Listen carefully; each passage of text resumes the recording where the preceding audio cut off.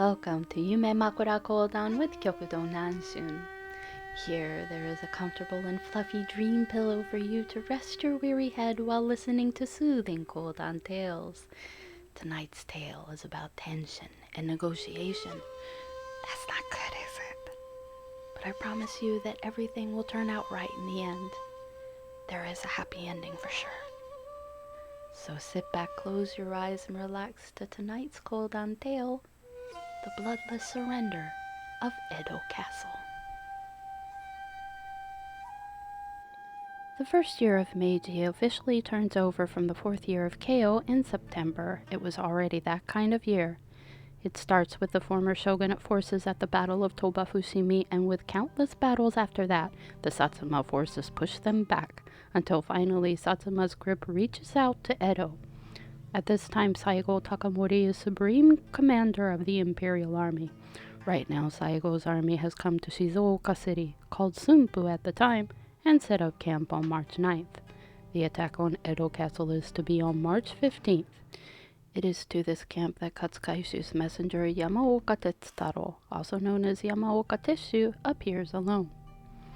I, imperial enemy, vassal to Tokugawa Yoshinobu and messenger of Kaishu, have come to speak with General Saigo Takamori. Bata bata in the middle of the imperial soldiers surrounding Tesshu, who comes forward but a warrior from Satsuma, who has been of some trouble to Katsu himself, Masamitsu Kyunosuke. Oh, Yamaoka! Come on through. Hey, you guys, lower your weapons, will you? And so Yamaoka goes to meet Saigo face to face. Saigo says, Yamaoka has come here alone, has he? Yes, he has. He's got some nerve, doesn't he? Bring him in. Saigo decides to meet him. When they meet, he finds out about Yamaoka's skill in sword fighting and his study of Zen meditation. So, what is Katsu-sensei's intentions? Shogun Yoshinobu is now exiled at Kanyeiji Temple on Toei Mountain. Despite this, the imperial army has mustered a great number of warriors and plan to attack Edo. If things do not change, I will give the order of attack on March 15th. You do that, and Edo will be a sea of flames. Just like the infernos of yesteryear, tens of thousands of innocent townspeople will lose their homes, lose their families. Katsu strongly advises against this. I also feel the same way, but to convince the imperial army we have some terms to propose. What terms? Saigo takes up a brush and writes, Surrender Edo Castle. That all the attendants of the castle be moved to Mukojima. Surrender all weapons. Surrender all warships. That Shogun Tokugawa Yoshinobu be collected by the Bizen clan. Yamaoka says, That last condition I will not accept. Ooh. Why not? To send Shogun Yoshinobu alone to Bizen, you are sending him to the Bizen clan, which is against the shogunate. Even though Yoshinobu's brother Ikeda Moshimasa is there, he would only get in the way. No. You will not execute Yoshinobu in order to pledge your loyalty to the imperial army. As vassal to the shogun, I will not consent to it. But these are the terms as expressed by Prince Arisugawa himself. What if, Saigo-san? What if you were in my shoes and it wasn't Shogun Yoshinobu, but Satsuma clan's Lord Shimazu? What would you do? Saigo stared unblinkingly at Yamaoka's face. All right. We'll negotiate the fate of Yoshinobu when I talk with Katsu. And it was these terms that Yamaoka brought back, but with Yoshinobu in exile and no one to actually agree to these terms, the job falls on Kaishu. But even if Katsu agrees to the terms, there will most definitely be a rebel in the ranks that may start the war anyway. It is in this very delicate situation that Katsu desperately starts negotiations. Hey boss. What? Katsu-sensei is here for you. Who is Katsu visiting but fireman Shimon Tatsugoro? They go in the back end. Tatsugoro, I need a favor from you. What is it? If I can be of any service, that is. You already know that Tokugawa's fate will be decided today or tomorrow. He really has found himself in a bad way, hasn't he? Look, in order to stop the imperial army from marching in here and completely destroying Edo, I will be negotiating a truce. But if negotiations fail and the army comes sweeping in, I will go with Plan B. And what is Plan B?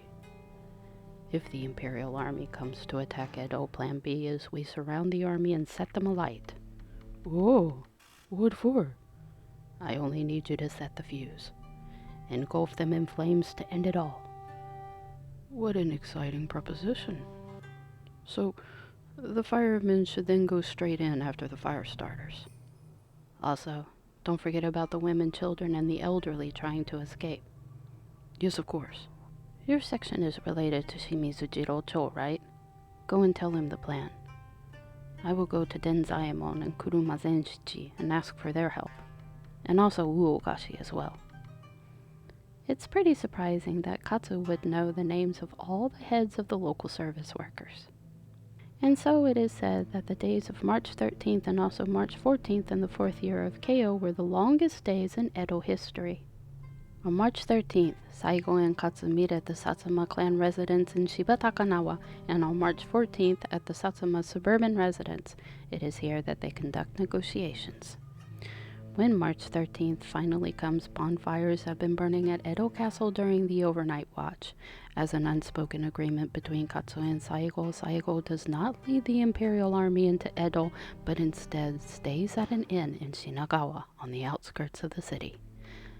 As Katsu finishes up a secret meeting with Okubo, the governor of Etsu, well then, I better be off. Who are you taking with you?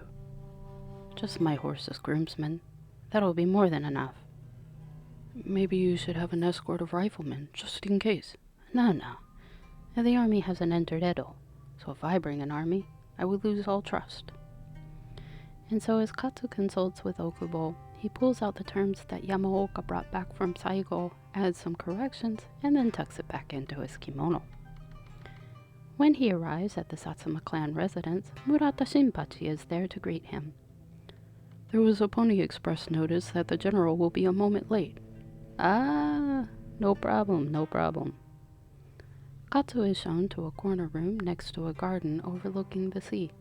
When Katsu takes a seat, Saigo will be coming to that pier at the edge of the garden, I see. Yes, that's right. You know this area well. Of course I do. I live very close to the front gate. Oh yeah, you do, don't you? For a messenger who has the world on his shoulders, Murata Shinpachi is surprised at Katsu's relaxed attitude. But then at that moment, Saigo's boat arrives and is tied along the pier at the edge of the garden. Ah, Katsu-sensei, it has been too long. General, I'm relieved that it is you to come and negotiate. They say a few words and then enter the room. General, I thank you for your great hospitality given to Yamaoka. After that meeting, Yoshinobu has also expressed his surrender. I ask that you stop your attack on Edo Castle. So then, you will hand over Edo Castle? Of course. And the weapons, the ammunition? Sure. And the warships? Well, now that you brought it up, the Navy is led by Enomoto Kamajiro. Without coming to a good agreement, his position will be put into jeopardy. There are now 3 or 4 ships that can be used by the Imperial Army. Understood. On that day of meetings, the terms that Katsu pocketed in his kimono brought back by Yamaoka were corrected and presented as a petition, saying, "This is for tomorrow." And then Katsu takes Saigo to Atogo Mountain. Well, I say it's a mountain. It's only 25 meters high. What do you think, Saigo? Nice view, isn't it? All the houses lit up by the evening sun. Saigo gets the gist of what Katsu means. Please don't turn this into a burnt-out wasteland. The two part without saying a word, but then on March 14th, it is Katsu to figuratively aim first. Yoshinobu will retire and will be placed on house arrest in Mito. Until the procedure for surrendering Edo Castle is complete, the castle will be handed over to the Tayasu family for safekeeping. We ask that Shogun Yoshinobu be treated with respect, etc., etc. But then Katsu tells Saigo about his plan B with Shinmon Tatsugoro and others, which the Imperial Army already knew about anyways. Katsu-san, other than returning the government to Edo, The imperial court will also be coming here. The fact that Japan's Edo is disappearing means Japan will be absorbed into the great powers of Europe and America. Let's believe that you can convince those of the former shogunate government about Japan's future. Saigo calls out to a side room. Is Murata there? Yes, sir. And Nakamura? Also here. Come here.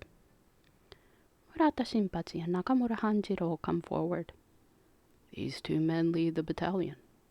Please, treat this in a very serious manner. Yes, sir. To both of you. The attack on Edo Castle on March 15th has been called off.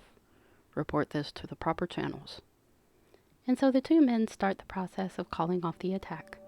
Originally it was to be Prince Arisugawa to make the official call, but Saigo takes it upon himself to personally contact and convince Prince Arisugawa.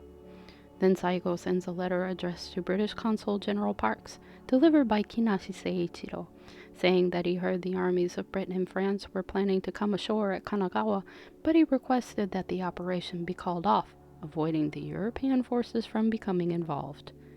Katsu is thankful for Saigo's decision. Well then. Katsu stands up to leave, but then Saigo also stands up. Saigo, where are you going? I am escorting you to the front gate. There's no need for that. As someone I have known before you became a messenger of the enemy, I give you my respect and send you off. Katsu could not think of anything to say at the smiling Saigo. It is said that Katsu finally says, "If my life ended today, I would have no regrets." After the cancellation of the attack on Edo Castle, Yoshinobu's life was also saved, and Edo Castle was safely handed over on April 11th. The man Saigo called Sensei Katsu also. The bloodless surrender of Edo Castle was thanks to Saigo's courage and sincerity. He comes to greatly admire Saigo for a lifetime. This was the bloodless surrender of Edo Castle. Now, rest on your dream pillow as peacefully as the exhausted Katsu Kaishu, or listen to another relaxing Kodan tale. Should you need your dream pillow again to rest your weary head, you can always find it here at Yumemakura Kodan with Kyokudo Nanshun. Dewa.